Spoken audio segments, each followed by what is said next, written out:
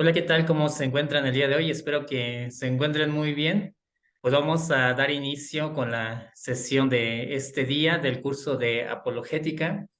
Y bueno, el día de hoy vamos a ver un tema muy interesante, varios temas interesantes, pero antes que otra cosa, pues vamos a ponernos en manos de Dios para que pues este tiempo de estudio, de aprendizaje, lo podamos ofrecer a nuestro Señor. Así es que los invito a que nos unamos en oración en el nombre del Padre y del Hijo y del Espíritu Santo. Amén.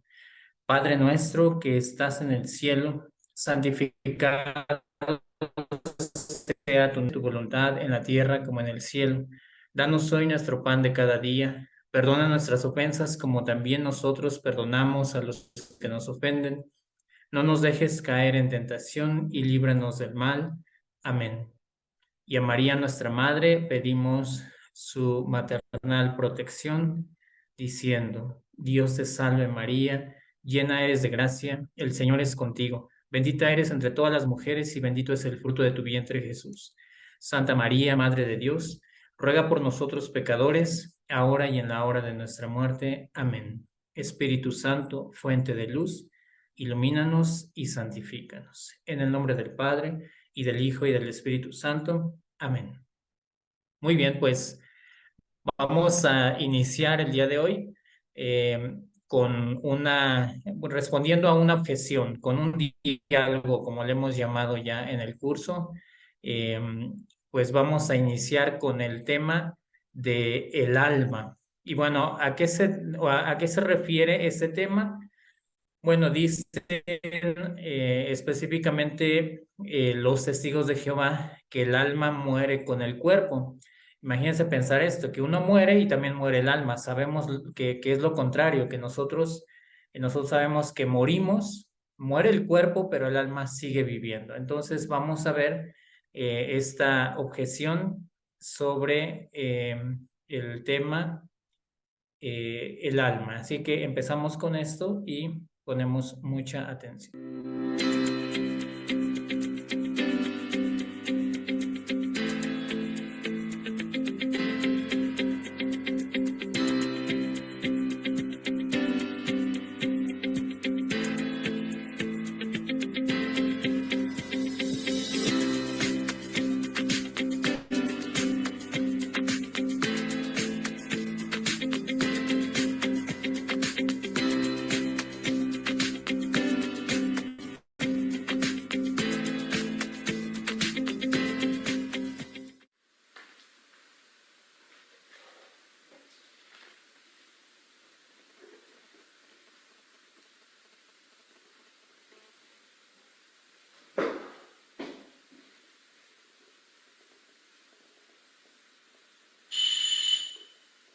¿Quién será?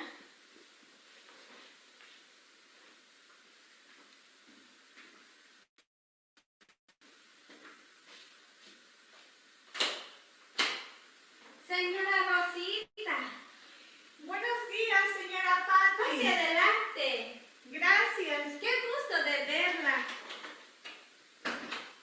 Qué bueno que me visita. Siéntese. Muy amable. Ya tenía mucho tiempo que no nos veíamos. Sí, hace mucho tiempo. Yo he estado muy ocupada con la enfermedad de mi abuelo. Por cierto, no sé si supo que falleció el mes pasado. Es por eso que vine a invitarla para la misa en el sufragio de su alma. No, ¿para qué la misa? Eso no sirve para nada.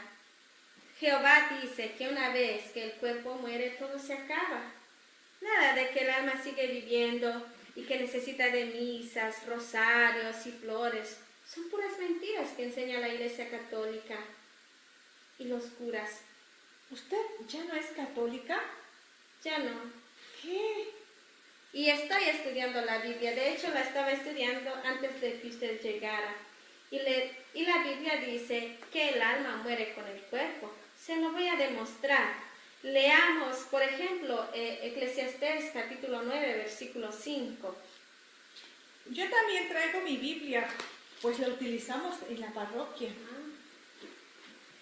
Bueno, porque los que viven saben que han de morir, pero los muertos nada saben, ni tienen más paga, porque su memoria es puesto en olvido.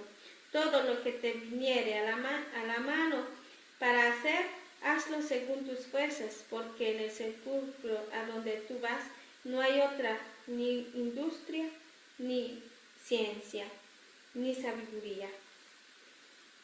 Como puede ver, aquí dice claramente que en el sepulcro no hay nada. Pues esto cualquiera lo sabe, que en el sepulcro no hay nada. ¿Dónde va el cuerpo?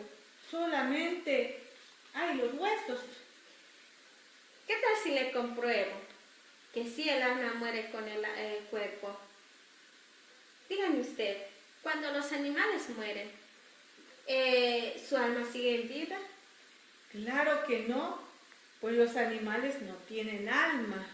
Escucha lo que dice la palabra de Dios en Eclesiastés capítulo 3, versículo 19 al 20. Como muere el uno, así muere la otra, y todos ellos tienen un solo espíritu, de modo que no hay superioridad del hombre sobre la bestia, porque todo es vanidad. Todos están yendo a un solo lugar, todos precedentes del polvo han llegado a ser, y todos están volviendo al polvo. Fíjese bien. No hay superioridad del hombre sobre la bestia. Si usted dice que al morir los animales mueren junto con su alma, quiere decir que entonces tiene que reconocer que a los hombres les sucede lo mismo. Como dice la Biblia, así como mueren los animales, así muere el hombre. Realmente el hombre no tiene alma, porque es un alma viviente, así como los animales son almas vivientes. Mire, señora Patti, estos textos que usted me ha dado son textos aislados del Antiguo Testamento. Cuando la revelación aún no llegaba a su plenitud, se pensaba que la vida era solo en este mundo. No se pensaba en la vida más allá. Al ver que los hombres, como los animales, sucedía lo mismo.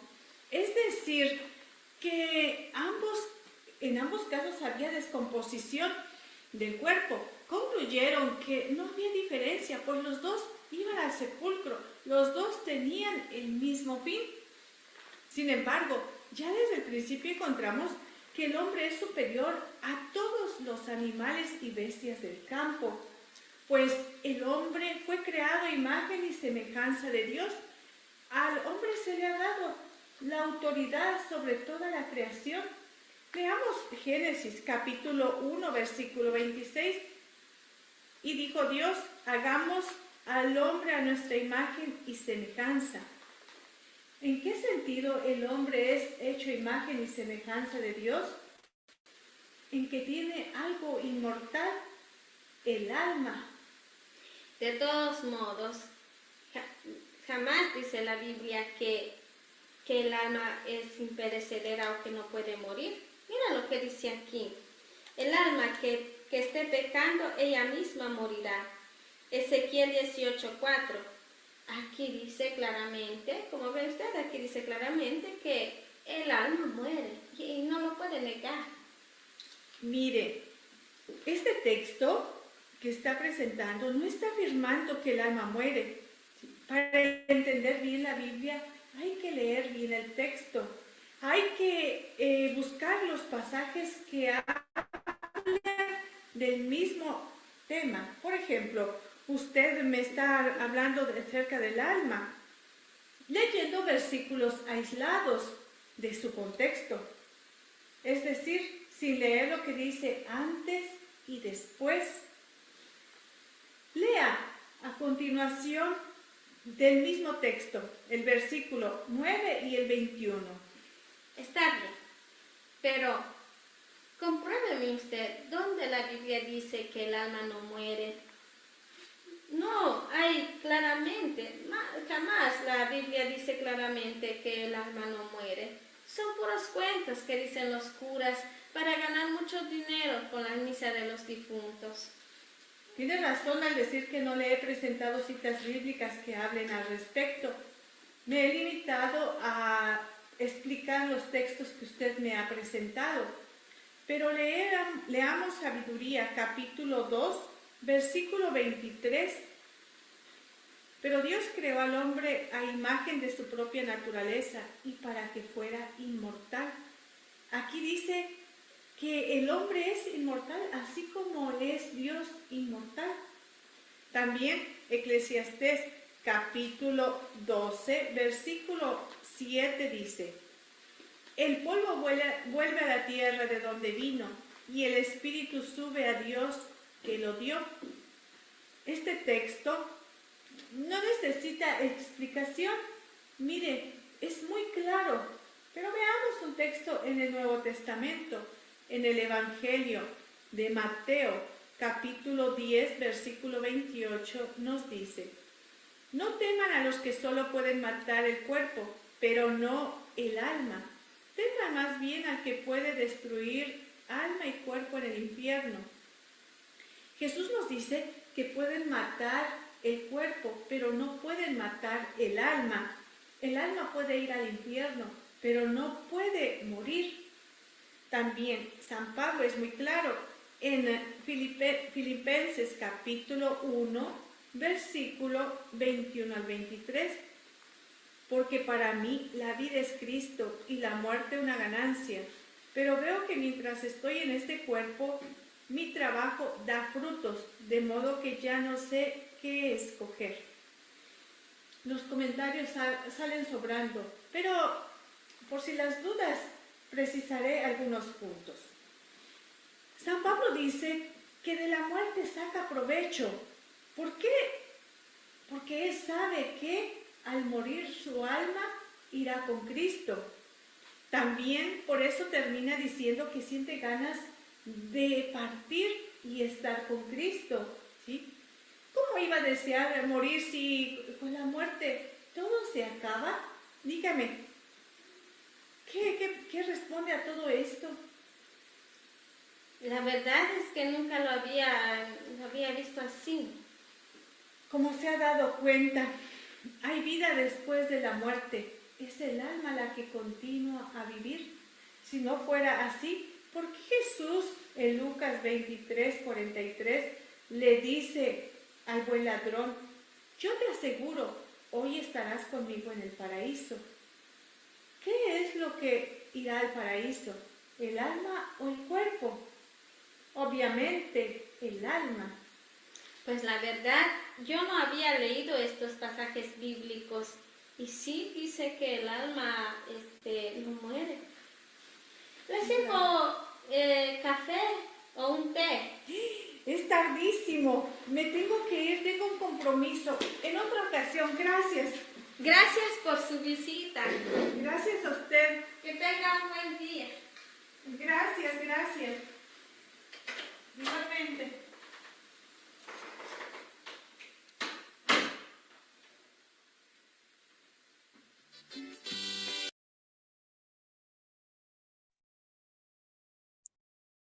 Muy bien, pues este fue el diálogo sobre el tema del alma. Y bueno, como lo acabamos de ver, es una objeción que tiene que ver con los testigos de Jehová. Es muy triste ver que por esta mala interpretación de la Sagrada Escritura se deje de orar por nuestros fieles difuntos. Así es que por eso es importantísimo este tipo de objeciones que tienen una respuesta sencilla que está en la misma Escritura.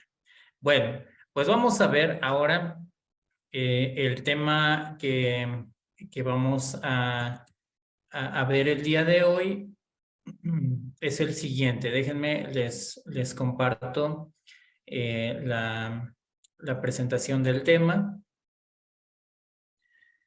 Ahí lo tenemos. Hoy vamos a ver Antiguo y Nuevo Testamento, diferencias fundamentales. Y bueno, este tema es importante en un curso de apologética cuando estamos viendo un contenido que tiene que ver con la respuesta que se da a muchas objeciones que tienen los hermanos separados. En este curso, en este tema vamos a ver, como su nombre lo dice, ¿qué diferencia hay entre encontrar un contenido que se encuentra en el Antiguo Testamento o se encuentra en el Nuevo Testamento? Hay diferencia entre una y otra parte en la que está dividida la Sagrada Escritura. Sí la hay y la vamos a ver en este momento.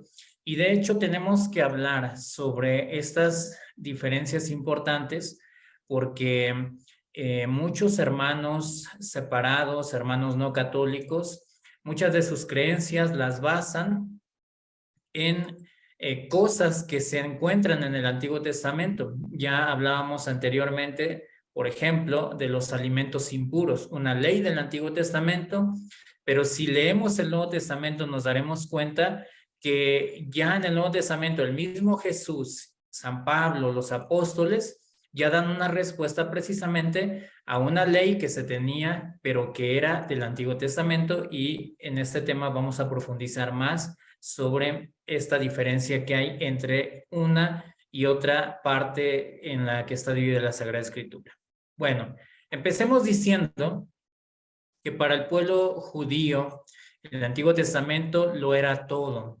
Pensaban en él, encontrar en él y en sus leyes la vida. De hecho, era un pueblo, el pueblo judío, el pueblo de Israel, el pueblo del Antiguo Testamento, era un pueblo que basaba prácticamente toda su vida en la ley de Moisés, en la ley del Antiguo Testamento. No se puede entender el pueblo judío, su vida en general, ¿no? La parte de cómo socializa, su comportamiento, las fiestas que realizaba, incluso cómo conseguía el pan para comer, muchísimas actividades, es decir, toda su vida. La relación familiar, la misma enfermedad, tantas cosas, ¿no? Que tienen que ver con cómo vivo yo. Todo eso ya tenían una regla, una ley que regía su estilo de vida. De hecho, dice Deuteronomio 10:13, dice Moisés, guarda los mandamientos de Yahvé y los preceptos que yo te prescribo hoy para que te vaya bien. Entonces, el Antiguo Testamento era una forma de vida que tenía el pueblo judío. Pero Dios promete una nueva ley. Esto es importante recalcar. Si bien el Antiguo Testamento ya era una forma de vida, una ley que tenía el Antiguo Testamento, que tenía el pueblo judío, no era una ley eterna. Una ley, el Antiguo Testamento era una ley que tenía cierta caducidad, yo le llamo, ¿no? Es como cuando compras un alimento y dices, puedes comerlo hasta esta fecha. Después de esta fecha ya no lo puedes consumir porque ya hay riesgo de que te pueda hacer daño, ¿no? Ya tiene una caducidad. El Antiguo Testamento o la ley de Moisés del Antiguo Testamento tiene una fecha de caducidad. ¿Cuál es la fecha de caducidad del Antiguo Testamento? Cuando llega Jesús y viene a dar una nueva ley. Cuando viene Jesús y da la nueva ley, entonces el Antiguo Testamento pierde ya vigencia. Y esto lo vamos a ver en Jeremías capítulo 31, versículos 31 al 33. Dice ahí textualmente, ya llega el día, dice Yahvé, en que yo pactaré con el pueblo de Israel una nueva alianza. Vean esta palabra, una nueva alianza. ¿Cómo será esta nueva alianza? Dice, no va a ser como la que pacté con sus padres, con sus antepasados, ¿no? Cuando los tomé de la mano, los saqué de Egipto, pondré mi ley en su interior, la escribiré en sus corazones, yo seré su Dios y ellos serán mi pueblo. Es decir, una ley perfecta. ¿Qué está diciendo aquí el profeta Jeremías? Está diciendo que la ley que está siguiendo el pueblo judío es temporal, que vendrá una nueva ley y habrá que esperar al Mesías a que nos traiga una nueva ley. Esta nueva ley que nos va a traer Jesús va a ser definitiva, va a ser eterna. Y dice Ezequiel 36, en el versículo 24 en adelante, dice, los sacaré de las naciones, los reuniré de entre todos los pueblos y los traeré de vuelta a su tierra. los rociaré con agua pura, serán purificados, en fin, promete algo hablando de futuro. De hecho, son textos bíblicos que para el Antiguo Testamento, para el antiguo pueblo de Dios, para el pueblo judío, eran proféticos en el sentido de que esperaban algo a futuro, que iba a ser el Mesías. Lo mismo el libro del profeta Joel, ¿no? Donde se habla en un futuro que vendrá el Mesías a imponer una nueva ley. Entonces, pensemos en lo siguiente. El pueblo judío tenía su ley, pero tenía que esperar a que viniera el Mesías, Jesús, para que diera una ley definitiva, porque esta iba a ser temporal. Entendiendo esto, vamos a ver lo siguiente. Hay una comprensión de la revelación. Veíamos también en temas anteriores que la revelación es aquella manifestación de Dios que da al hombre sobre su plan de salvación. Entonces, esta revelación, Dios, así como se va manifestando, va el hombre comprendiendo también. Es lo vamos a llamar en un momento más, la pedagogía de Dios. Esta va a ser la pedagogía de Dios. Es decir, la manera en cómo Dios va educando al pueblo. Y empieza de esta manera, fíjense. Vamos a ver 3 escalones.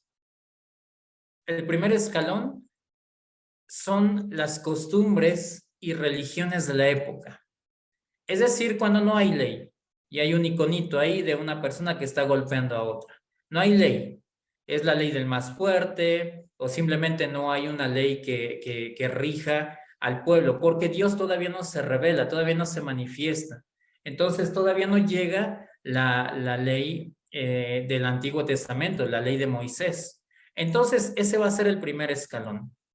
Después, cuando Dios se manifiesta, siempre que Dios se manifiesta al hombre, es para elevarlo en todos los sentidos, no lo deja igual. Cuando Dios interviene, cuando Dios actúa sobre el pueblo, sobre la gente, sobre el ser humano, es para elevarlo en muchas cosas, ¿no? En ese sentido, Dios se manifiesta y le da una ley a través de Moisés.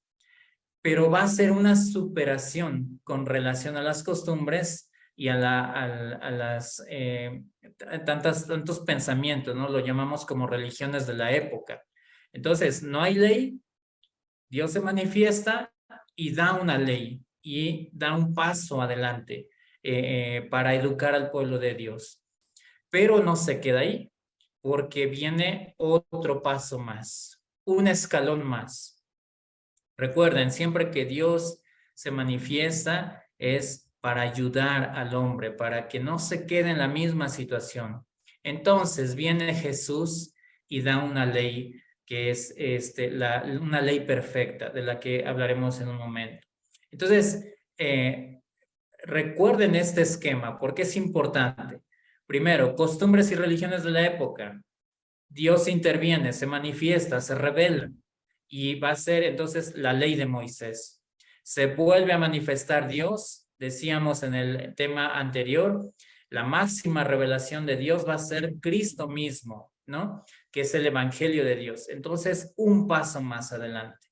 Este esquema de 3 escalones es importante que lo recordemos porque vamos a ver lo siguiente. El Antiguo Testamento, empecemos por esto. Entre el Antiguo Testamento, que ahí lo tenemos como la ley de Moisés, que está a la derecha, lo que están viendo en pantalla, y lo que está a la izquierda, que son las costumbres, las religiones de la época, hay una superación. ¿En qué sentido? Vamos a poner un par de ejemplos. El primer ejemplo es este. Antes de que Dios se manifestara a Moisés, a Abraham, empezando desde Abraham, los patriarcas, ¿no? Antes de que Dios se manifestara a su pueblo y lo fuera constituyendo como tal, como un pueblo, había algo que se creía, estas costumbres, estas formas de creer, de pensar acerca de Dios, había mucha confusión. Caía un rayo, eso es Dios, ¿no? Una piedra es Dios. El dios del agua, el dios del sol, había muchos dioses, no se tenía una conciencia clara de cuántos dioses había. Eso era antes de que Dios se manifestara a Moisés y de que se estableciera el Nuevo Testamento. Por eso es que interviene Dios. ¿Y en qué eleva al hombre, digamos, en este camino de santidad, en este camino de enseñanza que Dios va tomando de la mano al ser humano, al pueblo? Es que ahora, en lugar de pensar en muchos dioses, ahora aclara esto. Hay un solo Dios. Dios, Yahvé, el Dios verdadero, el único que existe. Y entonces había una gran diferencia entre el pueblo de Israel y los demás pueblos vecinos que eran paganos, que creían en muchos dioses. Otro ejemplo más, hablando de las costumbres y las religiones de la época, se permitía la venganza, había un dominio, la ley del más fuerte. Pero fíjense, cuando nosotros leemos la ley del talión, la ley como se conoce, de ojo por ojo, diente por diente, de alguna manera era una forma de controlar los abusos que había antes de que existiera la ley del Antiguo Testamento. Imagínense, antes, si a mí alguien me robaba un peso, yo a la persona que me robaba un peso, yo iba y le quitaba no solo un peso, le destruía su casa o le robaba 100 pesos, 1000 pesos, ¿no? Pero si a mí nada me robó un peso, no importa, como no hay ley, yo hago lo que yo quiera. Entonces yo me tomo justicia por mi propia cuenta y esto era lo que había antes del Antiguo Testamento. Viene el Antiguo Testamento y hay una superación. Para controlar estos abusos, Dios establece esta ley. A ver, ojo por ojo, diente por diente. Significa que si a ti te robaron un peso, tú róbale un peso, pero no dos, no tres, no más. Uno te robó, uno le quitas. Si a ti te hirieron un brazo, tú no le quites la vida al que te hirió un brazo. Tú hiérele un brazo. Es decir, parece que ahorita ya lo vemos con ojos de personas del siglo XXI, donde sería impensable una ley así, ¿no? Que nos permita desquitarnos. Que si a mí me hicieron, vuelvo al ejemplo, me hirieron un brazo, me hicieron daño en un brazo, yo voy y la ley me permitía eso, pero no un daño más. Véanlo, era una ley muy buena esto, que me permitiera entendámoslo en el concepto, en el contexto del Antiguo Testamento, ¿no? Antes de que llegara Jesús. Era una forma de controlar los abusos. O sea, hace que era una ley muy buena en ese momento, ¿no? La ley del talión, la ley del ojo por ojo. Es como medir la justicia que cada quien tomaba por su cuenta. Si lo vemos así, pues claro que hay una superación. La ley de Moisés es superior a las costumbres, a las religiones de la época. Pero vamos a ver otro aspecto. Así como la ley de Moisés es superior les voy a mostrar la primera que vimos. Esta. Fíjense. Así como la ley de Moisés es superior a las costumbres y religiones de la época, la ley de Moisés es inferior a la ley del Nuevo Testamento, que es la ley de Cristo. Entonces, vamos a ver esto con este ejemplo.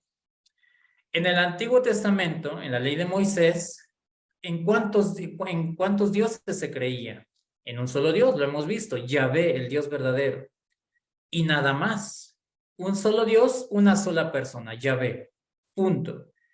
Viene el Nuevo Testamento y hay un avance más, hay un escalón más alto, porque en el Nuevo Testamento es cuando se va a manifestar ya la Trinidad. Está el Padre, el Hijo y el Espíritu Santo. En el bautismo de Jesús se puede ver la manifestación muy clara de la Santísima Trinidad. Un solo Dios en tres personas distintas. Está el Padre que está diciendo, este es mi Hijo muy amado, está el Hijo que está siendo bautizado y está el Espíritu Santo que está bajando en forma de paloma, ¿no? Entonces ahí está la Trinidad. Vean la superación. Antiguo Testamento, ley de Moisés, un solo Dios, una sola persona. Nuevo Testamento, un solo Dios en tres personas, Santísima Trinidad. ¿Ya existía la Trinidad? Por supuesto que sí, es Dios, desde la eternidad existe, pero no se había manifestado como tal. ¿Por qué? Porque Dios va educando poco a poco al pueblo. Si de por sí era difícil entender, métanse, por ejemplo, en el contexto en el que se piensa que hay muchos dioses, ¿no? Imagínense, en ese contexto era difícil entender, para empezar, que había un solo Dios, porque le decían, bueno, a ver, tú crees en un solo Dios, ¿y los demás dónde están? ¿Y por qué los haces a un lado? Yo no entiendo eso. Dices que hay un solo Dios, pero ¿cuál de todos es? Era difícil entender que había un solo Dios. Ahora imagínense, si era difícil eso, imagínense entender una Trinidad en Dios. Iba a ser complicadísimo. ¿Cómo está eso? Entonces son tres dioses o cómo está. Y esa complicación precisamente es la que tienen los testigos de Jehová, que no creen en la Trinidad. Piensan que nosotros creemos, ya lo vimos en forma de diálogo, ¿no? Anteriormente. Piensan que nosotros creemos en tres dioses. Un error tremendo, ¿no? Nosotros creemos en un solo Dios, en tres personas, y cada una es diferente a la otra. Y entonces, ese es el primer ejemplo. El segundo ejemplo, ahora vean, el mismo que tomamos hace un momento. Antiguo Testamento era ojo por ojo, ley del talión. ¿Qué dice Jesús? La ley del amor, que es la ley del perdón. Si alguien te golpeó la mejilla derecha, tú pon la mejilla izquierda. Eso significa perdonar, dice Jesús.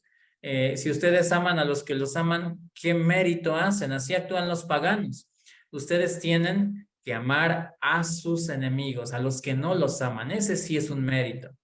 Entonces, Jesús viene a dar una ley nueva, una ley perfecta.